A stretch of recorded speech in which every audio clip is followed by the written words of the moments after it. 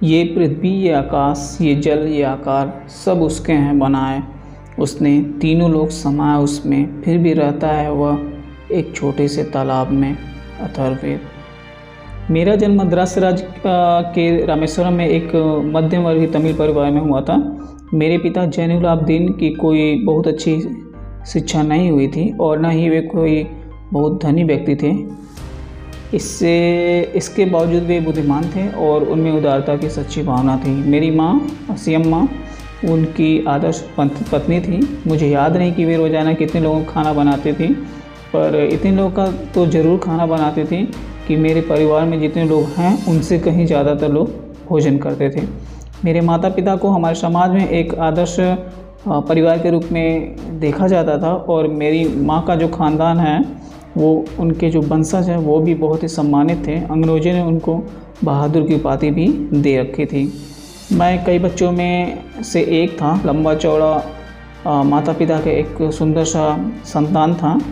हम लोग अपने पुश्तैनी घर में रहते थे। यह घर 19वीं शताब्दी के मध्य में बना था। रामेश्वरम की मस्जिद वाली गली में बना यह घर चूने पत्थर व ईंट से बना, पक्का और बड़ा था। मेरे पिता आडंबरहीन थे। अनावश्यक ऐशो आराम से उनका कोई लेना देना नहीं रहता था, पर घर में आवश्यक सभी चीज़ें मौजूद रहती थी जिनकी ज़रूरत थी। वास्तव में मैं प्राय अपनी माँ के साथ रसोई में ही नीचे बैठकर खाना खाया करता था। वे मेरे सामने केले का पत्ता बिछाती थी और फिर उस पर चावल एवं सुगंधित स्वादिष्ट सांभर देती थी, साथ में घर का बना अचार और नारियल की चटनी।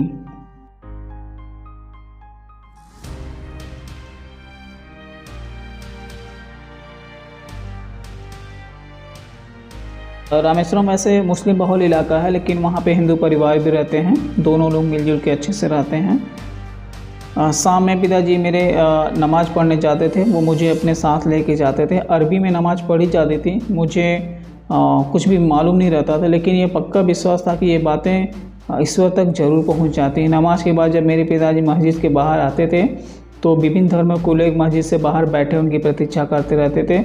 उनमें कई लोग हाथ में पानी का कटोरा भी लिए रहते थे। मेरे पिताजी मस्जिद से बाहर निकलते थे तो उन पानी के कटोरों में अपना हाथ डुबाते हुए निकलते थे और वो लोग अपने घर पे उसको लेके जाते थे। जो परिवार में बीमार रहता था उसको वो पिलाते थे और जब वो लोग ठीक हो जाते थे तो वो लोग मेरे घर पे वापस आते थे मेरे पिताजी को शुक्रिया करने के लिए। रामेश्वरम मंदिर के सबसे बड़े पुजारी पक्षी लक्ष्मण शास्त्री मेरे पिताजी के बहुत ही घनिष्ठ मित्र थे। शुरुआती बचपन की यादों में मुझे अच्छी तरीके से याद है कि वो लोग अपने पारंपरिक वेशभूषा में रहते थे और आध्यात्मिक या स्पिरिचुअल चीज़ों पे वो लोग आपस में चर्चा करते रहते थे।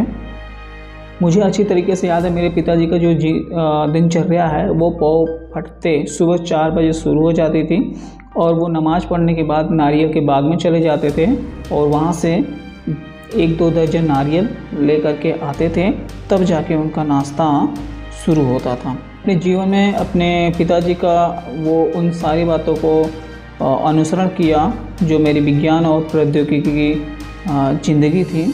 मैंने उन बुनियादी सत्यों को समझने का भरसक प्रयास भी किया जिसमें मेरे पिताजी मेरे सामने रखा और मुझे इस संतुष्टि का आभास हुआ कि ऐसी कोई दैवी शक्ति ज़रूर है जो हमें दुख, भ्रम, निषाद और असफलता से छुटकारा दिलाती है तथा सही रास्ता दिखाती है। पिताजी ने लकड़ी की नौकाएं बनाने का काम शुरू किया था। उस समय मैं 6 साल का था। ये नौकाएं तीर्थयात्रियों को रामेश्वरम से धनुषकोडी, सेत्थुकक्कराई भी कहा जाता है, तक ले आने का काम करता था। एक स्थानीय ठेकेदार अहमद जलालुद्दीन के साथ पिताजी समुद्र तट के पास नौकाएं बनाने लगे। बाद में अहमद जलालुद्दीन की मेरी बड़ी बहन जोहरा के साथ शादी हो गई थी। नौकाओं को आकार लेते देखते वक्त मैं काफ़ी अच्छी तरीके से गौर करता था। पिताजी का कारोबार काफ़ी अच्छा चल रहा था। एक दिन 100 मील प्रति घंटे के रफ्तार से समुद्र में हवा चली और तूफान आया। सारी नौकाएं डूब गई। उसी के साथ साथ सेत्थुकक्कराई के कुछ लोग हमारी नाव में भी डूब गए थे। साथ में पाम्बान पुल भी टूट गया जिसमें यात्रियों से भरी ट्रेन समुद्र के अंदर समा गई थी। तब मैंने जाना कि समुद्र जितना शांत, सुशील और सुंदर दिखता है, कितना विकराल और ख़तरनाक होता है। मैं जलालुद्दीन के बारे में एक बात और आप लोगों को बताना चाहूँगा कि मेरे पूरे इलाके में सिर्फ मात्र अकबर जलालुद्दीन ही थे जो अंग्रेज़ी में लिख सकते थे। और उसकी अर्जी किसी को देना हो या किसी को लिखवाना हो तो एक तरीके से पत्र लेखन का भी वो कार्य करते थे। मेरे बालकाल में पुस्तकें एक दुर्लभ वस्तु हुआ करती थी। हमारे यहाँ स्थानीय स्तर पर एक पूर्व क्रांतिकारी का या उग्रवादी STR मनिकम का निजी पुस्तकालय था। उन्होंने मुझे हमेशा पढ़ने के लिए उत्साहित किया। मैं अक्सर उनके घर से पढ़ने के लिए किताबें लेके आया करता था। दूसरे जिस व्यक्ति का मेरे बाल जीवन पर गहरा प्रभाव पड़ा वह मेरे चचेरे भाई शमसुद्दीन थे। और रामेश्वरम में अखबारों के एकमात्र वितरक थे। अखबार रामेश्वरम स्टेशन पर सुबह की ट्रेन से पहुँचते थे जो पामबन से आती थी। इस अखबार एजेंसी को अकेले शमसुद्दीन ही चलाते थे। रामेश्वरम में अखबारों की जुमला 1000 प्रतियाँ बिकती थीं। इन अखबारों में स्वतंत्रता संग्राम से संबंधित ताज़ा खबरें, ज्योतिष से जुड़ी खबरें, मद्रास, चेन्नई का सराफा कारोबार और साथ ही साथ हिटलर, महात्मा गांधी, जिन्ना के बारे में भी चर्चाएं इसमें छपती रहती थी।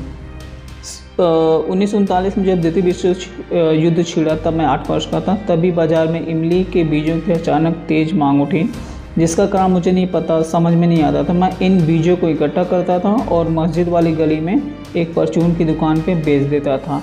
इससे मुझे एक आना रोज़ मिल जाता था।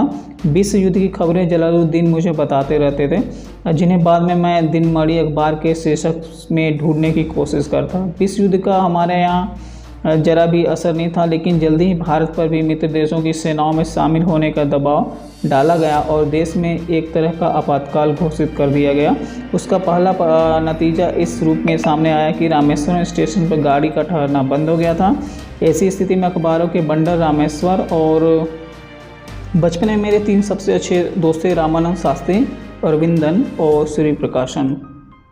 दोस्तों, ये आज एक कहानी का सिलसिला हम आप लोगों के साथ शुरू करना चाह रहे हैं और ये एक एपिसोड के माध्यम से या फिर छोटे छोटे टुकड़ों में आपके पास पहुंचेगा और एक छोटा सा प्रयास रहेगा।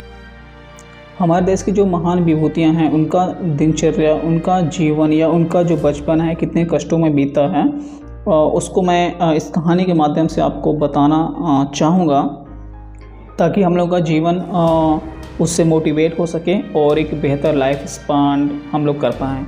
वीडियो देखने के लिए आप सभी का धन्यवाद रहेगा। आपका दिन शुभ हो।